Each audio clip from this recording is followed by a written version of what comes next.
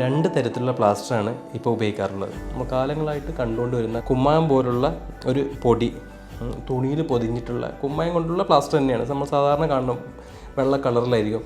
അതാണ് ഒരു 99% ഇപ്പോൾ നമ്മൾ ഉപയോഗിച്ചുകൊണ്ടിരിക്കുന്നത്. അതൊരു പ്ലാസ്റ്റർ. പിന്നെ ഉള്ളത് ഫൈബർ ഗ്ലാസിൻ്റെ പുതിയ പ്ലാസ്റ്ററാണ്. അതും ഇത് റോൾ ചെയ്യുന്ന രൂപത്തിൽ വരും.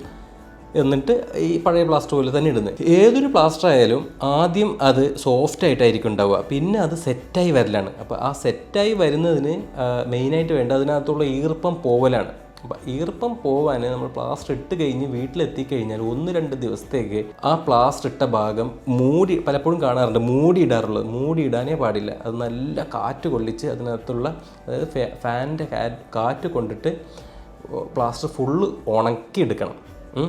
ഉണക്കിയെടുക്കുമ്പോൾ അതിൻ്റെ ആ കട്ടി പിന്നെയാണ് വരിക. രണ്ടാമത് പ്ലാസ്റ്റർ ഇട്ട കൈയോ കാലോ ഏതായാലും ആദ്യത്തെ ഒരാഴ്ചയോളം കാല് പൊക്കി വെക്കാൻ ശ്രദ്ധിക്കണം. ഫുള്ള് നീര് വരാതിരിക്കാൻ. കാരണം പ്ലാസ്റ്റർ മിക്കവാറും വിരലുകളൊക്കെ പുറത്തായിരിക്കും, ബാക്കിയുള്ളതൊക്കെ പ്ലാസ്റ്ററിനകത്തായിരിക്കും. അപ്പോൾ ആദ്യത്തെ ആ സെറ്റാവുന്ന ടൈം, പ്ലാസ്റ്റർ ഹാർഡാവുന്ന ടൈം വരെ ഈ ഇട്ടിരിക്കുന്ന ഭാഗം പൊക്കി വെക്കുന്നതായിരിക്കും നല്ലത്.